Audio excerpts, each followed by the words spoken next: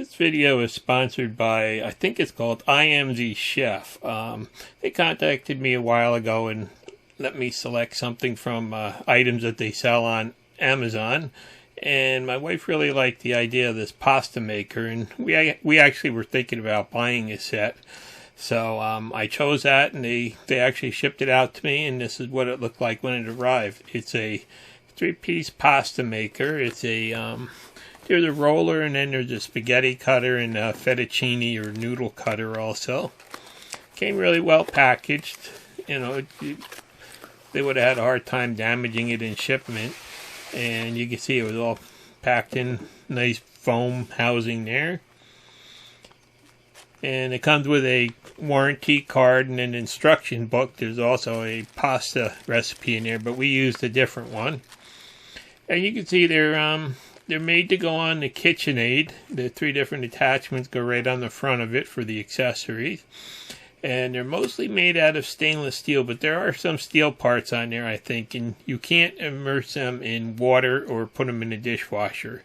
You have to clean them with a brush. Now, this is an old pasta maker that we had from years ago. We haven't used it in years because it's just a pain to use, and it's just too much cranking and stuff. And you know, luckily we had the spaghetti rack there, and you know, here you can see the new ones for the Kitchenaid are actually like 2 inches wider than that one too. So, you know, we're really looking forward to trying these. And we started out by picking some Roma tomatoes this morning. So I'm going to start by just a simple sauce that we made. And the boss here is getting all suited up to make the video. She's going to let me help her today, so I'm just kind of sitting back and watching.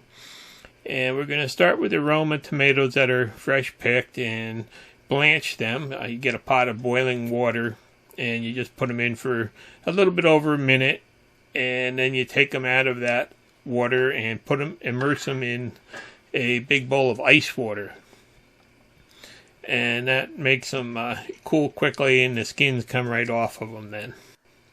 And if you're more interested in just making the pasta, you can skip back about halfway through this video. So once they're chilled, I'm just going to put them in a basket to drain them, and then you can see the skins pop right off of them, and you just have to cut that little end out of them. And then she likes to give them a good squeeze to get as many seeds out as you can. And then just cut them up into a little bit smaller pieces. And there you can see when you squeeze them, most of the seeds will come out. And it's time for me to get out the Italian seasoning, and just figured I'd do a shot of the spice rack for those that haven't seen it. And a little while later, there's a bowl full of chopped, fresh-picked plum tomatoes. And then this is some of our homegrown garlic. There's a couple cloves there she's going to mince up. And put it all in a big saute pan here. A little bit of olive oil down in the bottom. And then a little bit of garlic, and it's starting to smell really good in here. And, here's some fresh-picked basil from this morning, and just kind of put it in water, and it'll stay on the counter for a couple days, and you can pick off what you want. And then chop that up and get the garlic browning a little bit, and then just dump the tomatoes in. And this really is just a super simple but really flavorful sauce. These Roma tomatoes are just so sweet, and it's really good on fresh pasta. And then I'm going to throw in just a little bit of Italian seasoning there for a little bit of extra flavor. And then just a little bit of salt and pepper, and then let it cook down for a couple of hours until it most of the moisture actually cooks out of it. And then once that's seasoned up, just going to throw that basil in there and mix that in, and now let that cook in a little bit too. Really smells great though in here with that basil and the garlic and everything.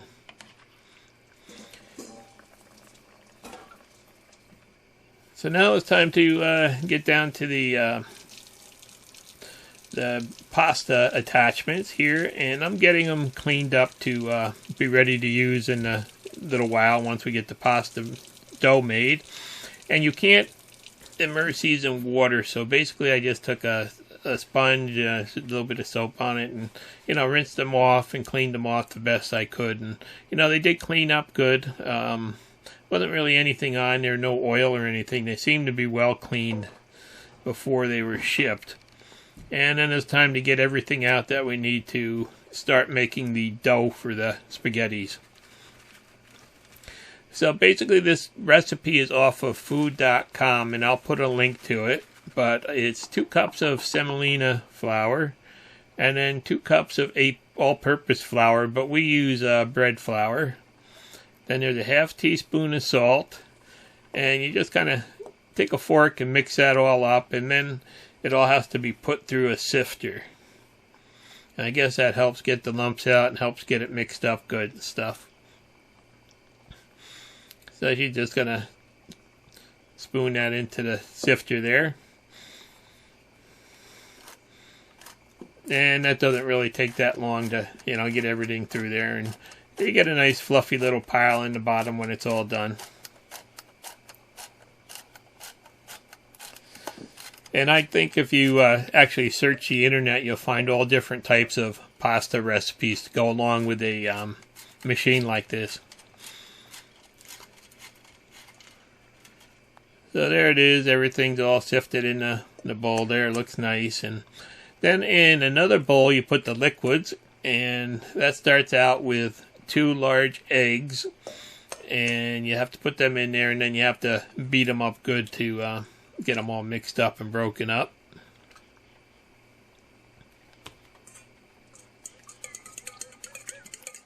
And then the next ingredient is add 1 tablespoon of extra virgin olive oil. And then once that's in there, mixed in a little bit, 1 cup of cold water. Now we have well water that comes out of the ground. I think it's about 45 degrees or something like that. So if you let it run for a little while, it comes out ice cold, and it's what you really want to make dough like this.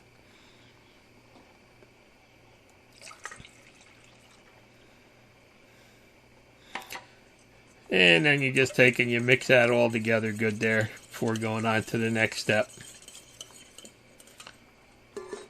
Then you put that big the flat mixer hook on the mixer for this, and just dump that in the bowl. And it's nice that you can do this whole job right on the stand mixer.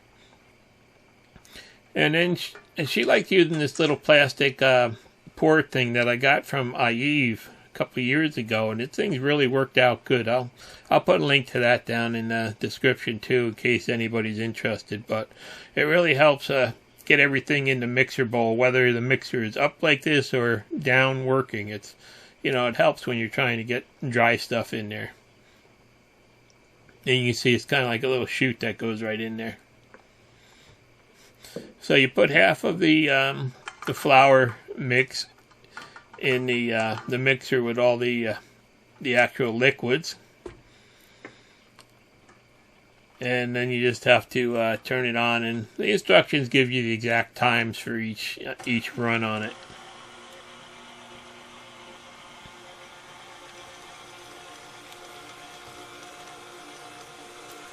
Now one thing you have to do is you have to make sure that you start this dough a couple hours before you're going to use it, because it does have to go into the refrigerator and cool down. So half of it, you can see that's mixed up, and it kind of looks like a pancake batter at that stage. And now it's time to just dump the rest of the dry ingredients in, and kind of trying to stay out of the way of the camera there, so you can see she's kind of fighting to get that stuff in there. But normally if I'm not here, it goes quick.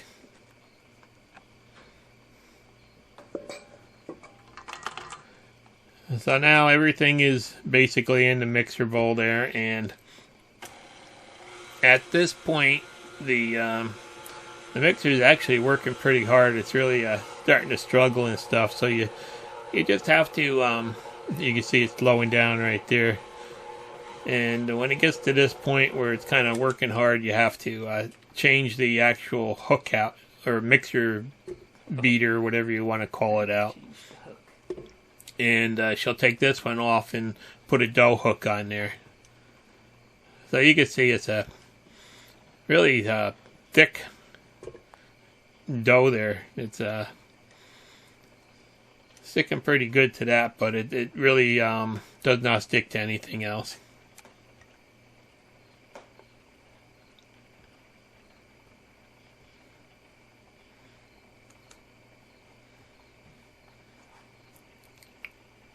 So she got that one all cleaned off, and now the dough hook just snaps in place there.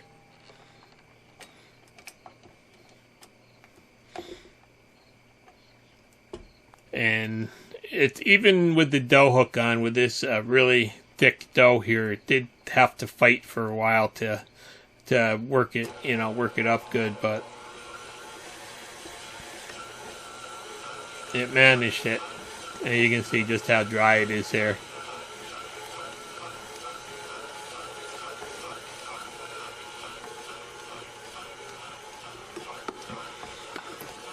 And normally she puts a little bit of extra flour in at this point, but this actually didn't need it in the end, so she wound up putting that back in the cup, and just had to stop it. It started coming up out of the bowl there, so just had to push it back down and do it for a little while longer.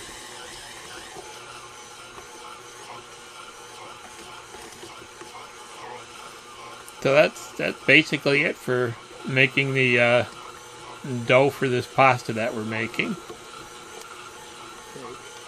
And it's really, it's really fairly easy because the mixer does all the hard work on it.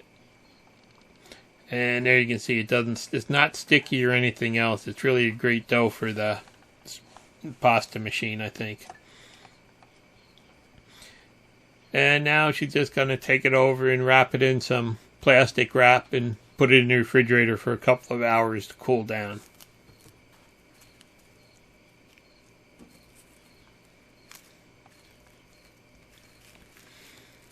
So as I said before, you really want to, start this a little bit early if you're going to have it for dinner that night.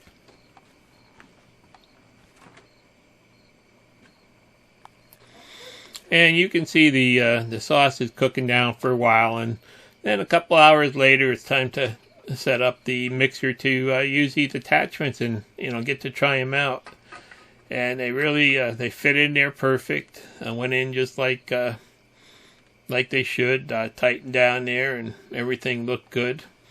You start with it opened up to the number 8 position, and I think if you look at it, these are numbered backwards from how the Kitchenaid one is. I think they go from low to high, and this one goes from high to low for the thickness. But you can take a towel and get it ready to put the dough on, and that dough just came out of the fridge, so it's fairly tough to work with right at this point in time, being so cold. A little bit of the bread flour on everything there to keep it from sticking. And you just have to take that and shape it into a kind of like a log of dough. And they say to cut it into 8 pieces. Now, we did it, with the 8 pieces, but some of the spaghettis came out pretty long. We wound up with 4-foot long ones at one point, so we'll show you that in a little while. So, you may want to think about making a couple more when you cut it. So there they are. I've got the 8 pieces there, and then it's just a matter of keeping them wrapped in the towel there with the flour on it, just to keep everything from drying out on you and stuff. And then it's time to just start to flatten down each one so it will feed into the machine. So it's got them, maybe about 3/8 of an inch thick there, which should be no problem. And this is our first time using the machine, so you'll see what worked for us. Kind of like 8 little pizza crusts there. And this is the first run. We've got it set on number 8, and you can see the dough just fed right through it.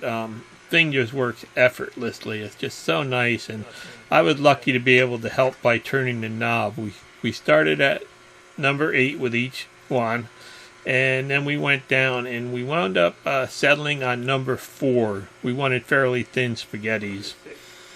So, you just turn the knob one notch, pull it out, turn it, and it clicks back in. And you will notice that, from 8 to 7, it's like a long turn, and then it starts getting shorter as the numbers go down. So you have to just kind of be careful and watch that it indexes into the number slot.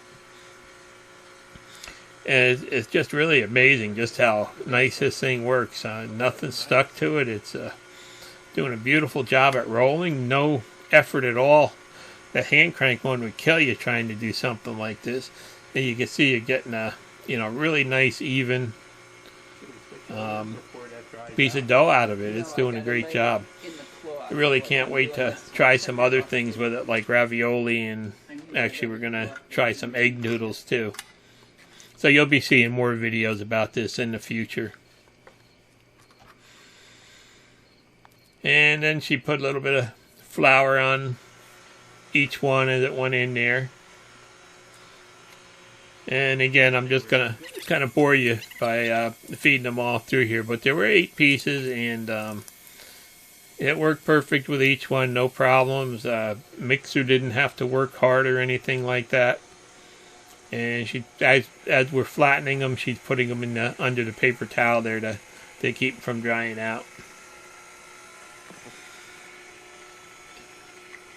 And that's how easy it is to use. And really, it kind of does, well, with the length of some of these pieces, it does take 2 people to work it and do the adjustment and stuff on it. And I'll show you a little later when we get into cutting the pasta into strips. But it worked out good if she just fed them like that and I just turned the knob. That was the easiest way for us to do, and you can see the beautiful job it's doing at rolling it out. And I have to tell you, one of the things that we actually ran short of during the pandemic back there, when you couldn't go out for a long time, was pasta. We didn't have much in storage, so we ran short on that. And this thing is going to be so great to have that we could just whip up a batch of pots that whenever we want, and just have to keep a little bit of flour around. So make pasta or noodles or anything you want. So all of them are turned into sheets of dough there now, and it's time to switch it out. And you can see it fits in there perfect. Thing cogs right into the drive. That square sprocket in there for the drive. And they're perfectly quiet, not noisy or anything like that. And this is the first run through for the spaghetti cutter. And these are fairly thin strips of spaghetti here. And you can see it's doing a really good job. But, again, you can see that we should have made these a little bit shorter. They're running between 3 and 4 foot on each of the pieces. So they are a little bit little. So next time we're going to shorten them up some. But you can see that went through one time perfect. No problems. And we got the first batch of spaghetti. Now this recipe makes like 1.5 pounds of pasta, so you do get a lot out of it. And it really does not cost all that much to make with just a couple cups of flour and a couple eggs.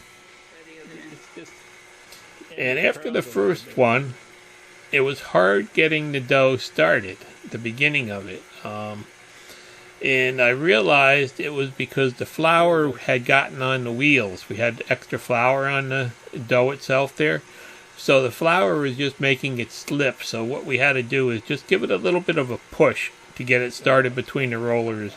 And then once it got started, it would cut fine. And no problem at all.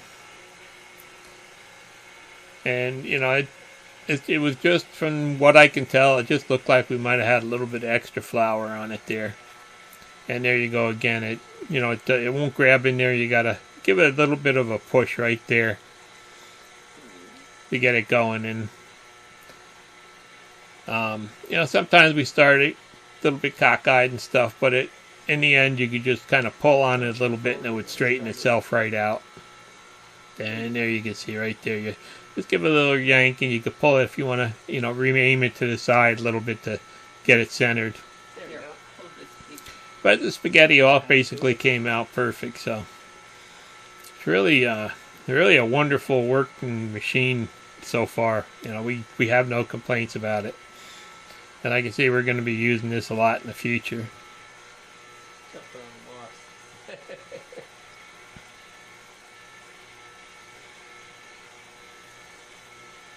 I do have to make a new rack though for, you know, holding them when they come out, because this rack that we have really isn't that big and it's really too short. You can see they're kind of hanging on the counter, and a little while later we wound up putting a pot under it to get it up in the air with some of the really long ones. And there you can see that one's close to 4 feet long, so. And it does help to, you know, have an extra hand just to get this started and keep everything nice and flat and stuff. Get it started, you're full.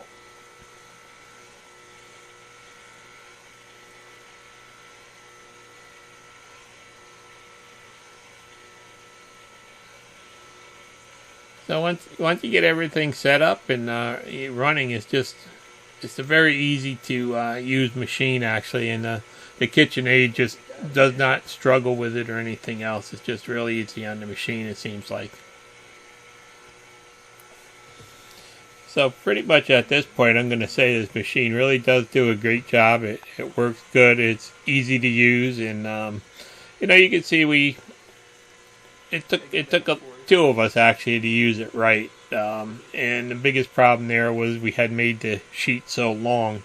If we had, you know, either made them shorter or just cut them in half before we started slicing them, it would have been you know, maybe one person could have done it then, but it really does work nice, and does a wonderful job of cutting these thin spaghettis. Now the same pasta with the semolina, and probably would make a nice fettuccine also, using the wider cutter. We only actually ran pasta through this narrow cutter for the spaghetti, and we'll be using the other one in the future. I'll make another video about that, but there's no reason why that, you know, won't work as good as this one.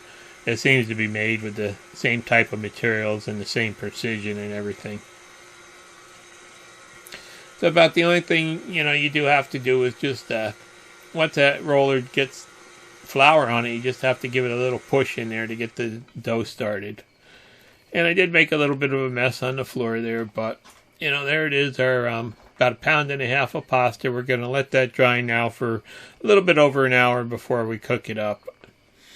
And this thing did a great job, and pretty much it's time to try to clean it up here. So I just removed it from the mixer, and you know, seeing how you can't actually submerge this in water, I thought it was going to be it might be a tough job to clean it up, but you know, basically I just I took a paper towel. They say you should use a brush on it or something, but I used a paper towel to get all the loose stuff off of it. And then there was actually some stuff stuck down in the grooves and stuff there, and I really couldn't get a brush in that corner and stuff, so I just took a toothpick and ran it back and forth along those grooves a little bit to clean that out. And then there was a little bit that got stuck up in the housing with it there that you can see. I was able to get most of it out with a toothpick, but some of it still was still in there. And then I realized it was loose, and all I had to do was just take that thing and turn it upside down and tap it, and everything came out. So it looked pretty good and clean, and ready for the next use now. And there you can see I put the pot underneath the spaghetti to get it up a little bit so it wasn't sitting on the counter. And it's time to cook them up, and I got out some cheese. We like that Parmesan cheese from Costco. And these are just starting to get hard. They've been drying for a while. And got to get a big pot of water boiling here. And there you can see they're starting to get a little bit crunchy there. And we should have probably only cooked half of them, but we decided we were going to cook them all up and eat them for a couple days now. So, a little bit of salt in the boiling water there, and you have to get it really boiling good. And, you know, you want a lot of water when you're cooking pasta too. And decided that we were going to throw the whole 1.5 pounds in there, which is something that we've never done before. So we, you know, we figured it'd be a good experiment.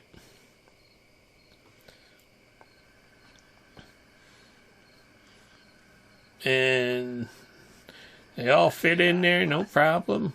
You know, nothing really stuck to the rack or anything. Everything stayed together as it went in there and stuff. So, you know, really the consistency and the texture and everything was really good on them.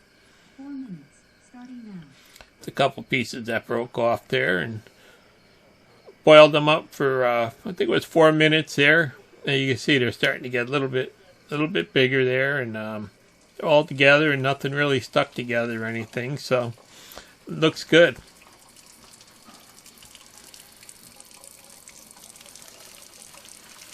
And then it's just a matter of draining them out. You can see that's one massive pot of pasta there. That's I'll probably be eating that for a week. But it sure does smell good. And time to serve it now. A little bit of pasta, and then a couple spoonsful of that plum tomato sauce there. And it was just amazing. I have to tell you, the pasta was just, you know, fresh pasta like this tastes completely different than anything that you buy, you know, in a box here and stuff. And I got my plate all together there, and I'm going to put a little bit of grated Parmesan on it, and that's going to be dinner tonight. And it turned out that it, you know, it really did have great flavor, really nice texture, and, you know, the Roma tomatoes were really super sweet. So it was real enjoyable. And the one thing I never forget is dessert. So I had a double chocolate mousse cake there, a piece of it for dessert, to wash that all down. So I would like to thank amzchef for sending this out for me to review. And, you know, it looks like it's a really great working machine for the Kitchenaid. So we're really happy with it. And it does fit right back in that container and shipped in for storage. Thanks for watching. Please subscribe.